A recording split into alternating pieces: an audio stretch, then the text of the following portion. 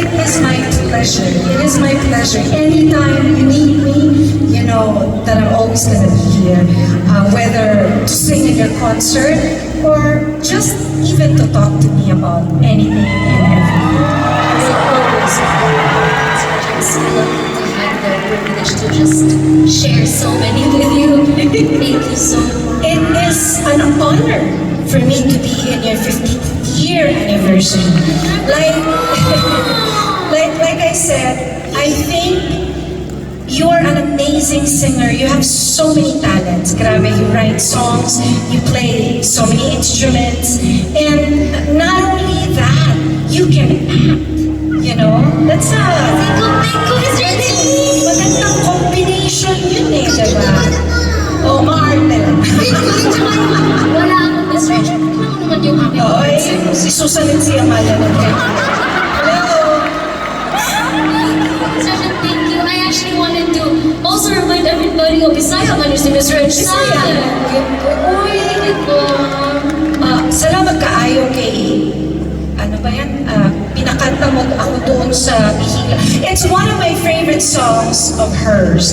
My favorite talaga na namalag ka nakakakanta kasi pajulit-julit ko pinapatugtog yung ano.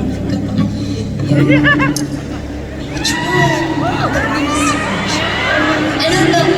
Do you have any neighbors? Yung kinanta natin dati. Ay, ano? Oo, yun. Nagod ka na lang. Oo, namalag ka doon eh.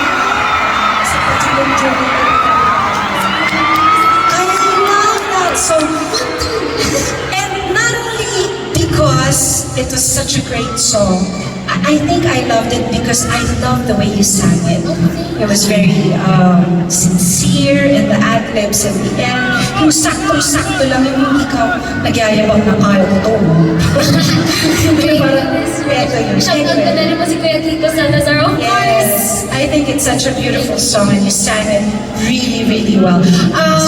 I just want to say thank you for inviting me here. And yun nga, I just wanted to greet you happy anniversary. And I hope that you continue this journey.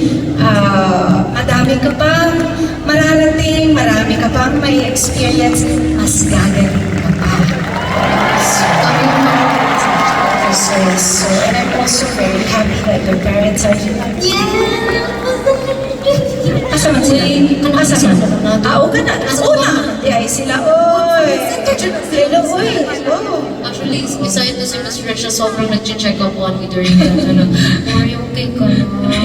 Lalo pag may mga napapasa si Miss Reg, like, Mori, nandito lang ako. No, because I can relate.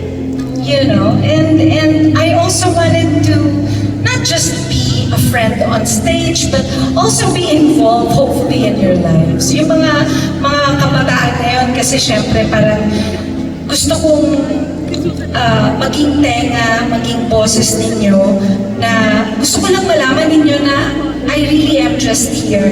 And I may not always be there, yung parang alam mo yung mga nakaka-dearing friend.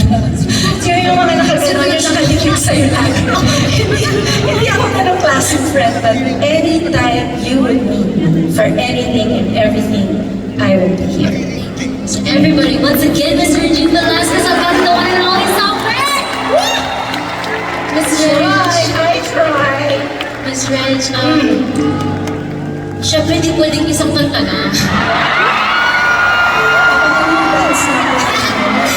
Miss Reg, would you do me the honor to sing this very special song with me? Yes. But before we get into it, I also just want to share na sobrang special po itong song na to for me specifically because I'm not sure if you remember, but I think the very first time that we shared the room together, it was a gala and you were seated as a guest and I performed and it was this song. I'm not sure if you remember. And so it would be an honor, Miss Reg, to sing this song with you and for everyone. Yes. The one and only Regine!